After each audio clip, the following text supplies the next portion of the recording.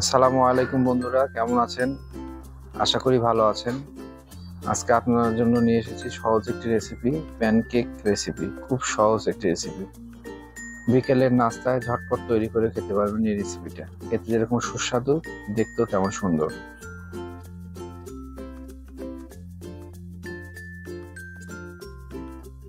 Pancake তৈরি করার জন্য এখানে আমি দুটো ডিম নিয়ে নিচ্ছি।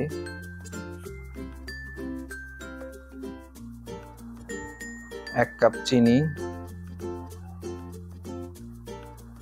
ভালো করে মিশিয়ে নেব।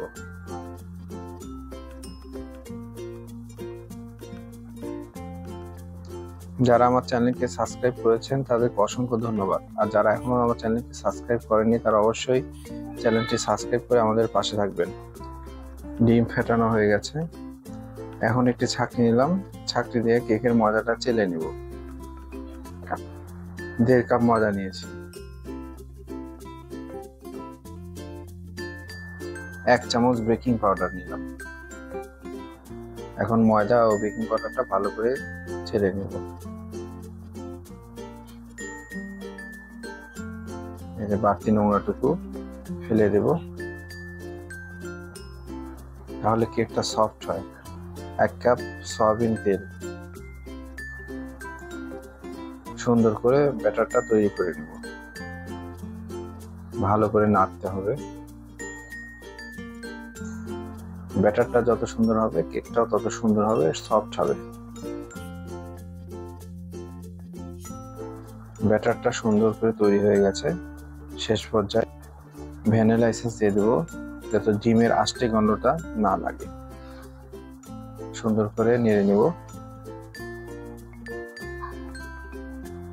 আপনাদেরকে দেখিয়ে দিচ্ছি কেমন হয়েছে ব্যাটারটা। এই যে বন্ধুরা, ব্যাটারটা এইরকম হবে।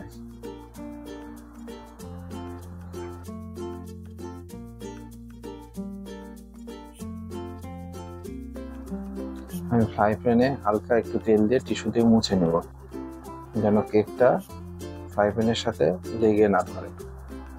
প্যানকেক বানানোর জন্য আমি এখানে একটি চামচ নিয়েছি। এই চামচের মাপে আমি প্যানকেকগুলো তৈরি করব। এই যে দিয়ে দিলাম। দেওয়া হয়ে গেছে, আমি এখন ঢাকনা দিয়ে ঢেকে দেব। 2 থেকে 3 মিনিট পর আবার তুলে নিলাম। এখন প্যানকেকটি উল্টে দেব। দেখুন বন্ধুরা, কত সুন্দর কালার এসেছে। আবার 2 মিনিটের জন্য ঢেকে দেব। আমার প্যানকেকটি তৈরি হয়ে গেছে। দেখতে যেমন সুন্দর, খেতে তেমন সুন্দর হবে। এখন তুলে নেব।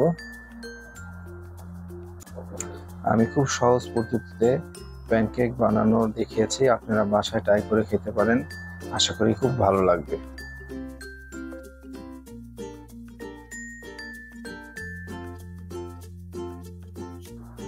প্যানকেকগুলো আমি মধু দিয়ে পরিবেশন করছি। মধু দিয়ে খেলে টেস্টটা অনেক ভালো লাগে। আপনারা মধু দিতেও পারেন, নাও দিতে পারেন। সবাই ভালো থাকবেন, আমাদের জন্য দোয়া করবেন। আল্লাহ হাফেজ।